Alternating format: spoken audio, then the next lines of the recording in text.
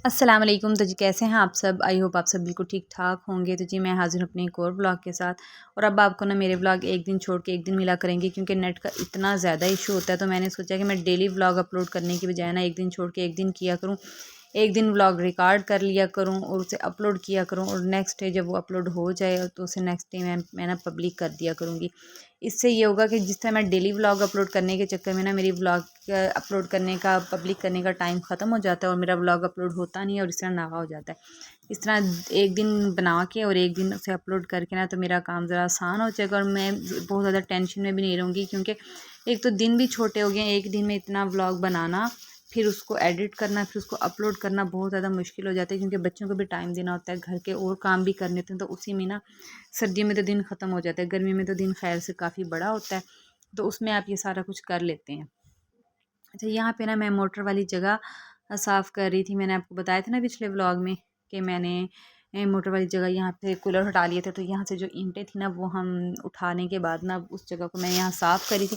और ये मैंने उस दिन साफ़ की थी जिस दिन ना मैंने सोफ़ा धोया था। तो ये क्लिप पड़ा था, मैंने कहा चलें आज आपके साथ ये शेयर कर देती हूँ। इसके अलावा आज मैं आपके साथ शेयर करूँगी फ़िश की रेसिपी। जैसे मैं फ़िश धोती हूँ, मैं किस तरह फ़िश धोती हूँ मैं वो भी आपको बताऊँगी। और फ़िश की जो ये रेसिपी है ना, ये मेरे हस्बैंड की रेसिपी, और ये इतनी कोई फ़िट रेसिपी है ना, मैं आपको क्या बताऊँ। मैंने फ़र्स्ट टाइम हस्बैंड की रेसिपी से फ़िश बनाई है ऐसी, और बहुत ही टेस्टी बनी है। मैं तो मान गई, मैंने तो हस्बैंड से कहा कि आप बहुत अच्छे कुक हैं आप कोई होटल खोल लें, आप बहुत कामयाब रहेंगे। उसकी डिटेल रेसिपी मैं आपको आगे दूँगी, और मैं आपको बताऊँगी कि मैंने कितनी फ़िश को कितना मसाला लगाया, यानी कि सारी डिटेल मैं आपको दूँगी। और यहाँ पे इतने छोटे-छोटे काले-काले टिड्डे निकल रहे थे ना, बच्चे मेरे दोनों चीखें मार रहे थे, मम्मा कीड़े, मम्मा कीड़े, मम्मा ना करें, मम्मा ना करें। मैंने कहा नहीं जी बेटा, आज ये काम तो मुझे करना पड़ेगा, क्योंकि वासिफ़ ने कह दिया था कि ये खुद ही साफ़ करो। मैंने ठेका नहीं लिया हुआ कि मैं सफाई भी करूँ, कमा के भी लाऊँ। तो मैंने कहा चलें जी ठीक है, ये काम मैं खुद कर लेती हूँ। और वैसे भी ये मेरे ही करने का काम था, ये तो मैं मजाक कर रही थी। तो ना इसके बाद ना मैंने यहाँ पे जब ये जगह ज़रा खुशक होगी ना, पानी ख़त्म हो गया, हल्की हल्की नमी थी, तो हमने जाना था। उससे पहले ना मैंने यहाँ पे बच्चों की एक गाड़ी रख दी, उसके ऊपर चेयर रख दी, और साथ में एक कुर्सी, ये बच्चों की ना साइकिल रख दी, जो कि मेरी पेटी के ऊपर पड़ी होती थी। इसका फ़ायदा ये हो गया कि पेटी के ऊपर से ज़रा चीज़ें भी कम हो गई, और इतनी ज़्यादा जो बुरी लगती थी वो भी ख़त्म हो गई। और यहाँ पे जो जगह खाली थी ना, यहाँ पे ये चीज़ें रखी भी गई हैं। और फिर साइकिल के ऊपर मैंने ना शापर चढ़ा दिया था कि अगर ऊपर से मट्टी वगैरह बच्चे गिराएं या कोई कूड़ा वगैरह ऊपर से गिराएं, तो साइकिल या इन कुर्सियों के ऊपर ना पड़े। कुर्सियों तो खैर भी मैंने नहीं ढांपी, इनके लिए भी कोई बड़ा शापर देख के वो भी ढांप दूँगी। और उसके बाद जी मैंने यहाँ बना रही हूँ मैं, कल मैंने बनाए थे आलू बैंगन बनाए थे मैंने, और मुझे इतने ज़्यादा पसंद है, आप यकीन करें जब से मेरी शादी हुई है ना, शादी के बाद मैंने फ़र्स्ट टाइम आज आलू बैंगन पकाए हैं, क्योंकि मेरे हस्बैंड को बिल्कुल भी नहीं पसंद, मेरे ससुराल में ये बिल्कुल भी नहीं बनते थे। और मैंने इस दौरान ना इन 5-6 सालों में 2-3 बार आलू बैंगन, यानी कि बैंगन लिए, और मेरे मेरे बैंगन ना फ्रिज में पड़े-पड़े ख़राब हो जाते थे और मैं उसे फेंक देती थी।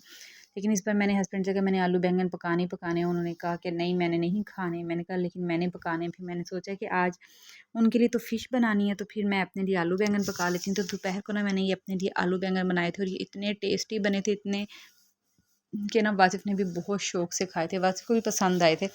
अच्छा, मान नहीं रहे थे कि अच्छे बने हैं क्या है, लेकिन ये है कि वो खाना खा रहे थे। जब वो कोई चीज़ खाते हैं ना, इसका मतलब होता है कि उन्हें अच्छी लगी है, उन्हें पसंद आई है। ऐसा नहीं होता कि अगर वो कोई चीज़ उन्हें पसंद नहीं है वो खा लें। वो बंदे हैं जो ना, जो अगर कुछ नहीं पसंद आए तो उन्होंने नहीं खाना, भूखे रह जाना है। अच्छा, यहाँ ना मैं आपको एक बात बताऊँ कि कुछ ख़वातीन होती हैं कि ना वो अपनी ना ज़िद ख़त्म करने को ना, अपनी किसी से माफ़ी माँगने को, ख़ास तौर पे अपने हस्बैंड से माफ़ी माँगने को ना अपनी अना का मसला बना लेती हैं, और सम टाइम इसी अना के मसले के चक्कर में ना अपना घर ख़राब कर लेती हैं। आप यकीन करें, अगर आप इस एक शख्स से जो कि अल्लाह ताला ने आपके नसीब में लिखा हुआ ना, उससे अपनी गलती की माफ़ी नहीं मांगेंगे, सम टाइम इंसान को ना अपना घर बचाने के लिए उन गलतियों की भी माफ़ियाँ मांगनी पड़ती हैं जो कि उसने की नहीं होती हैं। लेकिन वक्त गुजरने के बाद जब सारा कुछ मामला ठंडा हो जाए, तो आप अपने पार्टनर को ये क्लियर कर सकते हैं, या उसको इस बात पे मना सकते हैं कि वाकया वो गलती आपकी नहीं थी, लेकिन आपने उस टाइम हालात कंट्रोल करने के लिए और अपना घर बचाने के लिए उस गलती की माफ़ी मांग ली थी। और वैसे भी बाज़ औक़ात जब इंसान गुस्से में होता है ना, तो उसे पता नहीं होता कि वो क्या कर रहा है। लेकिन जब गुस्सा ठंडा होता है तो मोस्टली मर्द जो होते हैं ना, वो अपनी गलती कबूल कर लेते हैं और बीवियों को ना माफ़ कर देते हैं, या उन्होंने अगर उनसे अपनी गलती की जो कि उन्होंने नहीं की होती, उससे माफ़ी मांगी होती है ना, तो उसको अप्रिशिएट करते हैं और उसको एडमायर करते हैं और नेक्स्ट टाइम ना उनके साथ इतना सख्त रवैया नहीं रखते। लेकिन बाज़ लोग होते हैं कि कहते हैं कि हम हर बार माफ़ी मांगते हैं, लेकिन अब हमने माफ़ी नहीं मांगनी है, और इस चक्कर में ना वो अपना घर ख़राब कर लेते हैं। यकीन करें, अगर आप अपना घर ख़राब कर लेंगे ना इस चक्कर में कि मैंने माफ़ी नहीं मांगनी, आप एक शख्स से माफ़ी नहीं मांगेंगे, उसके बाद आपको ना उसको छोड़ने के बाद ना आपको दुनिया के हर शख्स से माफ़ी मांगनी पड़ेगी। आपके, मैं यकीन करें, आपके माँ बाप, बहन भाई, आपके सारे रिश्ते, प्यारे रिश्ते जितने भी अच्छे हैं ना, वो आपके लिए तब तक अच्छे हैं, वो आप उनके दिल में आपके लिए तब तक रिस्पेक्ट है जब तक आप अपने हस्बैंड के घर में हैं।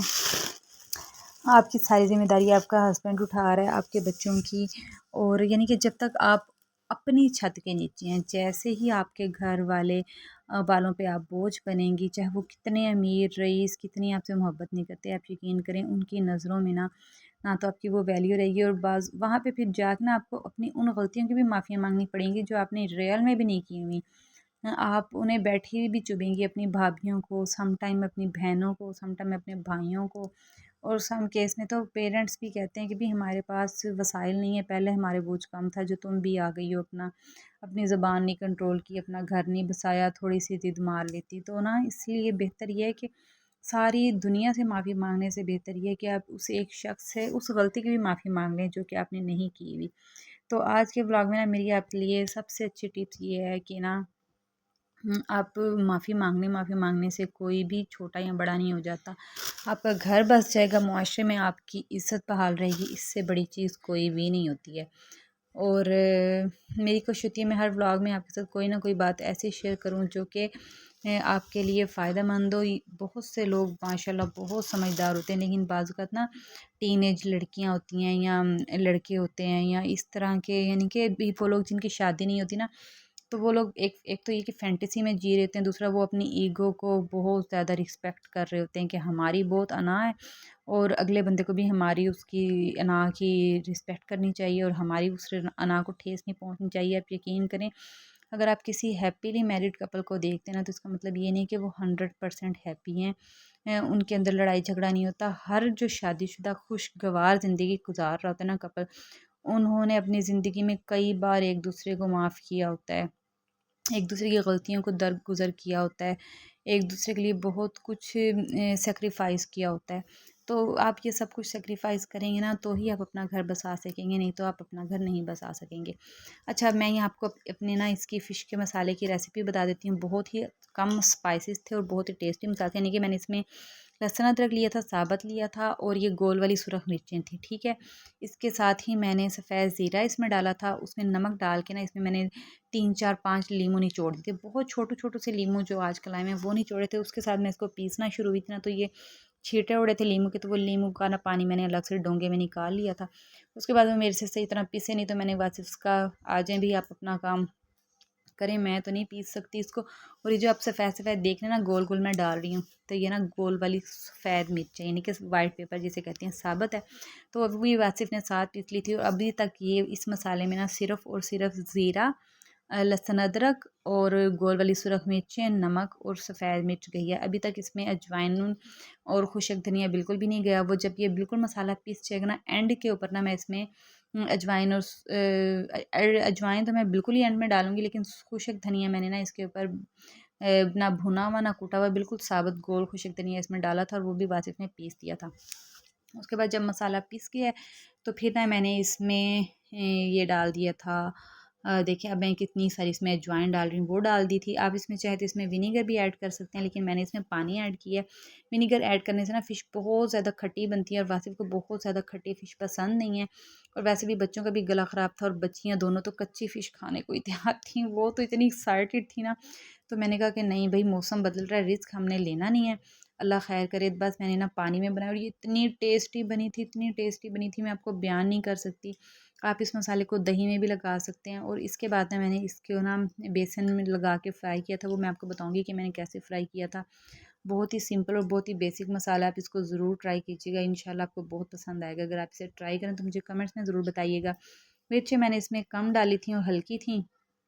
आप चाहें तो इसमें मिर्चें ज़्यादा भी डाल सकते हैं। और बस मैं ना इसको कुंडे में ही ना कर रही थी मैरिनेट, क्योंकि मेरा मूड बिल्कुल भी नहीं था कि मैं ना इतने ज़्यादा बर्तन भरूं, क्योंकि इसके बाद ना मुझे बाज़ार भी जाना था। हमने कुछ शॉपिंग वगैरह करनी। ये तकरीबन 6:30 बजे का टाइम था जब मैं मछली को मसाला लगा के गई थी, और फिर मैंने आके इसको फ्राई किया था। अच्छा, जब फिर मछली को मसाला लगा लिया ना हमने, फिर हम बाज़ार गए, और बाज़ार जाके ना काफ़ी देर हो गई, हमें तकरीबन 10:30 तक का टाइम हो गया था। और मैंने वासिफ से रास्ते में जाते हुए कहा था कि मुझे खाना खाए हुए काफ़ी देर हो गई, तो मैंने कुछ ना कुछ रास्ते में ज़रूर खाना है। और मुझे ना जब भी बाहर में जाती ना, तो मुझे कार्डियोलॉजी सेंटर के सामने गोलगप्पे वाले हैं, वहाँ से गोलगप्पे खाने बहुत ज़्यादा पसंद है, क्योंकि उनके गोलगप्पे इतने टेस्टी होते हैं ना। जिस आप गोलगप्पे वाले के पास जाएंगे ना, उसके टेस्टी गोलगप्पे होंगे। और सबसे बड़ी बात ये कि उस गोलगप्पे में टार्टर नहीं होती, गला ख़राब नहीं होता। और मुझे अब भी देख के ना मुंह में पानी आ रहा है, इतने टेस्टी गोलगप्पे थे ना। और इस बार हमने इस गोलगप्पे की निशानी याद रख ली थी, इसका नाम याद रखा था कि नेक्स्ट टाइम हमने यहीं से ही खाने। इसके गोलगप्पे बहुत ज़्यादा टेस्टी थे, और बड़े अच्छे नॉर्मल से स्पाइसेस थे। अगर आप इसमें मज़ीद स्पाइसेस बढ़ाना चाहें ना, तो फिर वो कह रहे हैं तो वो फिर मसाला वो डाल देते हैं। और बच्चों को जो हमने गोलगप्पे दिए थे ना, उसमें सिर्फ़ और सिर्फ दही था, और ये दही बिल्कुल नमकीन था, इसमें सिवाय नमक के कुछ भी नहीं था। इस सफ़ेद दही और पकौड़ियाँ डलवा के ना हमने बच्चों को दे दी थी। उसके बाद हम शॉपिंग शूपिंग करके घर आ गए थे। घर आके फिर हमें रास्ते में से हम रोटियां ले आए थे, बोतल और आइसक्रीम वगैरह ऐसी चीज़ें ले आए थे। तो फिर ना यहाँ पे घर आके मैं फ़िश फ्राई करने लगी थी। मैंने कहा मसाला ज़रा तेज़ है, मिर्चें दोनों बच्चियाँ नहीं खाती हैं, तो वासिफ़ ये ना फ़िश का एक पीस धो दें, तो मैंने इनको धुली हुई मछली बना दी थी। अब हुआ ये कि हम दोनों ने मछली धो के अच्छी तरह उसका मसाला उतार के इन दोनों बच्चियों के लिए मछली बनाई, और ये दोनों लड़कियाँ वो पीस को हाथ भी ना लगाएं, वो कहें कि हमने तो मिर्चों वाला पीस खाना है। और फिर खैर ये पीस ना फिर वासिफ ने खाया। मैं आपको बता दूं, मैं फ़िश बिल्कुल भी नहीं खाती हूँ, क्योंकि पहले मैं खाती थी और मुझे फ़िश पसंद बहुत ज़्यादा है, लेकिन अब मैं नहीं खाती क्योंकि मुझे गैस का मसला है। और वैसे भी मुझे गर्म चीज़ें आजकल अब कुछ अर्सा हो गया सूट नहीं करी, तो मैं फ़िश का इस्तेमाल बिल्कुल भी नहीं करती हूँ। फ़िश हो गई, पाए हो गए, अंडा हो गया, इनकी जितनी भी गर्म चीज़ें ना मैं बिल्कुल भी नहीं खाती। ज़्यादा से ज़्यादा मेरी कोशिश होती है मैं ठंडी चीज़ें खाऊँ। अच्छा, ये जो बेसन है ना, इसको मैंने इसमें ना मैंने ये जो फ़िश का पानी था ना, एक वो डाला था इसकी मैंने डो बनाने के लिए। इसमें पानी का इस्तेमाल बिल्कुल भी नहीं था, बस जो फ़िश का पानी था वो डाला था। इसके बाद वासिफ़ ने कहा था कि बेसन लगाने के बाद ना इसको ब्रेड क्रम्स लगाने, तो ब्रेड क्रम्स मेरे पास फ्रीज़र में पड़े हुए थे, वो निकाल के मैंने फ़िश को ब्रेड क्रम्स लगा के फ्राई किए थे। बस फासिल के लिए फ़िश फ्राई की थी और दोनों बच्चियों के लिए की थी। दोनों बच्चों ने इतनी खाई नहीं थी, बस अपनी प्लेट में एक एक पीस पूरा रख लिया था। थोड़ी थोड़ी खाई थी, बाकी वो भी वासिफ नहीं खाई थी। और वासिफ को मैं बहुत ज़्यादा फ़िश खाने भी नहीं देती, क्योंकि वासिफ का ना थोड़ा सा बीपी का मसला है, तो बीपी हाई हो जाता है। तो हम यानी कि दोनों मियाँ बीवी ज़रा नपातुला ही खाते हैं, तो इसलिए बड़ा हिसाब से रह के खाते हैं। और अल्लाह का शुक्र है कि बहुत ही टेस्टी बनी थी। आप इस रेसिपी को ज़रूर ट्राई कीजिएगा। और जो मैंने आपको बात कही है, अगर आप अनमैरिड हैं या मैरिड है, तो उस बात पे ज़रूर ज़हन में रखिएगा, और अपने से जुड़े दूसरे लोगों को भी इस बात के बारे में ज़रूर बताइएगा कि ऐसे माफ़ी मांग लेने से कोई छोटा बड़ा नहीं हो जाता। तो बस यहीं तक था मेरा आज का व्लॉग। कल मिलूँ परसों मिलूँगी इंशाल्लाह एक नए व्लॉग के साथ। अल्लाह हाफिज़।